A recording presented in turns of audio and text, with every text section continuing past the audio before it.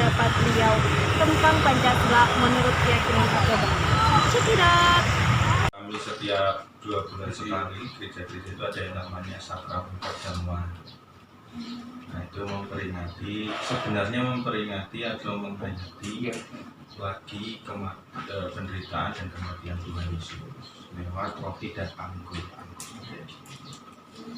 Sebenarnya kalau di Solo atau Jogja ada yang produksi dengan tingkat alkohol tertentu. Karena kan mau boleh manapun kalau fermentasi anggur pasti pakai alkohol kan. Nah, karena di sini nggak ada yang buat, ya udah.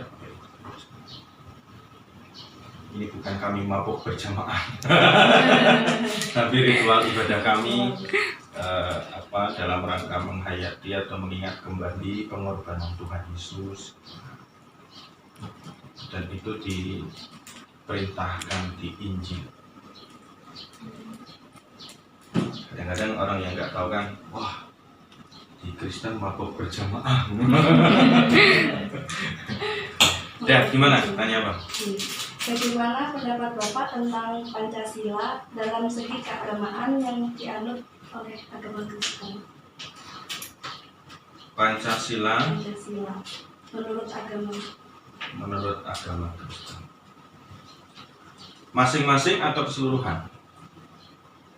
Keseluruhan. Keseluruhan. Ya, kalau dari sudut pandang agama Kristen, Pancasila itu kan ideologi negara ya. Sama kekristenan juga ada ideologi kekristenan. Nah, sama-sama ideologinya salah satunya adalah menyembah Allah yang esa. Nah, dalam Pancasila kan juga ada Tuhan yang Maha Esa. Nah, maka itu sudah sejalan dengan, apalagi saya kira kok para pendahulu bangsa dulu ketika menetapkan Pancasila sebagai ideologi bangsa itu nggak cuma untuk agama tertentu, tapi untuk semua agama. Bahwa kemudian ada yang menafsirkan kemudian hanya untuk agama tertentu, agama yang lain tidak, karena ada agama lain yang kemudian Tuhannya banyak, Allahnya banyak, misalnya begitu. Karena mereka nggak tahu, karena mereka tidak mengenal agama lain. Tapi saya kira dalam agama lain pun juga itu sudah tidak memiliki nama sih. Jadi saya kira ini sudah khususnya kalau di dalam Kristenan sudah sejalan dengan apa yang dihayati oleh umat Kristus. Mulai dari sila pertama, ketuhanan yang Maha Esa. Kedua, apa kedua? Satu, ketuhanan yang Maha Esa. Dua, kemanusiaan yang adil dan beradab. Iyalah, harus adil dan beradab. Dan kalau dalam kami didasari lagi dengan mengasihi sesama sebagai wujud mengasihi Allah. Kalau di hukum kasih di Matius 22 ayat 37 sampai 40 itu, kasihilah Tuhan Allahmu dengan segenap hatimu, dengan segenap jiwamu, dan hukum yang sama yang dengan itu adalah kasihilah sesama manusia. Itu sesama manusia seperti diri sendiri kan beradab, adil dan beradab. Sejalan sudah kemanusiaan yang adil dan beradab. 3 persatuan Indonesia. Wah, itu juga dari ayat itu sudah nggak mungkin kasihilah sesamamu manusia atau kasihilah diri sendiri, jangan kasihilah sama manusia, nggak mungkin kayak gitu. Nah, itu justru dari Matius itu saja sudah menyatakan persatuan. Keempat, kerakyatan yang dipimpin oleh hikmat permusyawaratan dalam hikmat apa? Nah, ini juga khotbah hari Minggu kemarin saya menafsirkan Hakim-Hakim 4 ayat 1 sampai 8 itu soal kerja bersama gotong royong. Yang itu ada permufakatan untuk bisa kerja bareng. itu senada juga dengan yang keempat. Yang kelima, keadilan sosial sudah dijawab dari yang pertama tadi. Ini tidak sejalan dengan apa yang kami ingat. Dan kalau itu diganti, perlu dipikirkan ideologi macam apa yang kemudian bisa menggantikan Pancasila yang bisa menaungi semua. Berarti sudah selaras dengan semua agama gitu Pak ya. Terus pertanyaan selanjutnya, bagaimana perasaan Bapak hidup sebagai warga minoritas di Indonesia, sedangkan di Indonesia sendiri itu kebanyakan mayoritas adalah beragama Islam? Jujur ya, Iya. dalam keluarga saya sendiri juga ada saudara saya, keluarga saya yang agamanya dari agama Islam. Saya nggak mau menyebut mayoritas minoritas karena itu pemisahan yang kemudian hanya akan membuat semakin ada jarak. Tapi saya lebih nyaman nyebutnya perbedaan keyakinan tanpa melihat kuantitas jumlah. Karena itu belum tentu menentukan, belum tentu menentukan kualitas. Misalnya di Bali yang lebih banyak umat Hindu, belum tentu kualitas hidup orang Hindunya juga lebih baik daripada agama yang lain. Di pulau yang lain misalnya di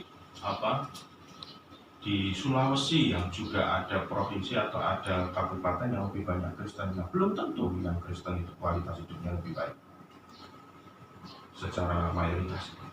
Artinya saya lebih nyaman bukan melihat minoritas atau mayoritas, tetapi yang berbeda keyakinan. Ya sudah, kalau berbeda keyakinan nggak masalah, karena pada hakikatnya ya beda memang, nggak pernah bisa disamakan, khususnya agama. Dan masing-masing agama saya kira akan melihat atau mengupayakan hal yang baik dalam kehidupan. Bagaimana hidup selaras, bagaimana hidup baik. Nah, dari situ kalau sudah menghayati bahwa memang dalam kehidupan itu berbeda dan sudah menyadari bahwa setiap orang itu berbeda, mau dari sukunya, agamanya, rasnya, nggak akan ada tuh friksi yang nggak perlu. Nah, ketimbang menyebut mayoritas minoritas yang kemudian malah semakin memunculkan diskriminasi, berbeda aja. Nah, berbeda kan nggak selalu agama. Dengan dari mana aslinya? Blora.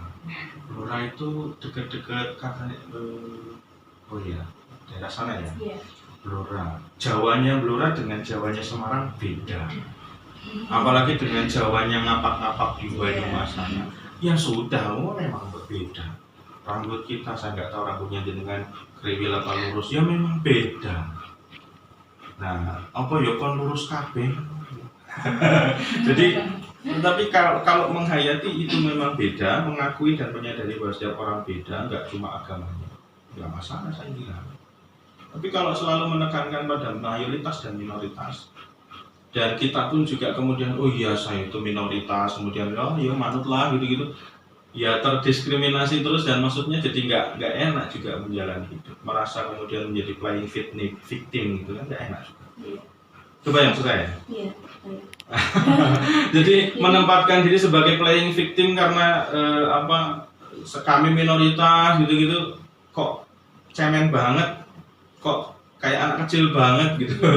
Nggak melulu yang minoritas itu kemudian nggak enak gitu, terkucilkan. Nah, ketimbang kemudian kita mikir mayoritas dan minoritas, mikir aja kita itu memang beda. Ya kalau beda, lawang orang suami istri aja beda. Iya. Nah, jadi kalau beda itu kan sebuah hakikat, nggak bisa dihindari. Tapi kalau mayoritas minoritas itu kan dibikin. Jadi kategori yang dibuat, dan itu secara tidak langsung kayak semacam sengaja membuat pembedaan yang kemudian yo kowe beda. Padahal beda itu ya wajar. saya nggak tahu menjawab pertanyaan jenengan atau enggak, tapi Ya. kalau saya tidak terlalu nyaman untuk menjawab pertanyaan yang kemudian terjebak pada pertanyaan mayoritas dan minoritas. Mending kita ngomong soal beda. Nah kalau beda itu tadi mas yang nggak bisa dihindari. Dalam keluarga saya juga ada yang Kristen, ada yang Islam. Yo, saya juga, kakak saya Islam. Nah, saya nggak melihat kakak saya sebagai mayoritas, tapi saya melihat kakak saya sebagai ya saudara saya, maksudnya. Ya memang beda. Gitu. Dan kalau Idul Fitri, Idul Adha, ya saya mengucapkan selamat Idul Fitri, bahkan saya minta maaf, Lebaran, mohon maaf lahir batin. Kakak saya juga menyampaikan selamat Tetap saling menghormati. Iya. Meskipun berbeda. Iya. Nah kalau mayoritas minoritas belum tentu menghormati. Nah, malah semakin ada jarak. Pertanyaan selanjutnya, apakah Bapak pernah mengalami perlakuan diskriminatif? Jika pernah, bagaimana sikap Bapak dalam menghadapinya? Perlakuan diskriminatif dari agama lain misalnya. Pernah. Pernah, seperti apa Pak? Yang saya ingat saya pernah. Tetapi saya kemudian mau membuat diri saya bahagia dengan tidak mau mengingat-ingat apa detailnya. Gitu. Daripada saya kemudian mimpi buruk gak bisa tidur hanya karena didiskriminasi. Iya. Dan memang itu saya pernah mengalami itu hanya karena saya Kristen misalnya. Ya sudahlah. Tapi pernah. Tapi pernah. Berarti Dan cara- saya kira ya karena negara kita sudah terlanjur kebablasan dalam melihat mayoritas dan minoritas, ya sudahlah. berarti nggak dipikir gitu ya. Bodo amat. Buat saya loh ya. Maksudnya mungkin yang lain berbeda, tapi buat saya ya kalau cuma kayak gitu itu bukan hal yang prinsip buat saya. Ya di nomor sekian kan atau antrian yang kemudian ditunda hanya karena saya Kristen, enggak masalah buat saya. Jadi cuma gara-gara antrian itu. Misalnya. Karena itu tadi kalau soal didiskriminasi hanya karena agama saya pernah. Tetapi soal detailnya apa? Contohnya bagaimana? Saya nggak terlalu mau untuk mengingat-ingat sehingga karena seringkali ketika mengingat-ingat kasusnya itu kemudian mempengaruhi penilaian saya selanjutnya. Karena belum tentu mereka yang misalnya jenengan mendiskreditkan saya atau mendiskriminasi saya, dilalah jenengan pakai jilbab. Lalu saya gebiah-gebiah.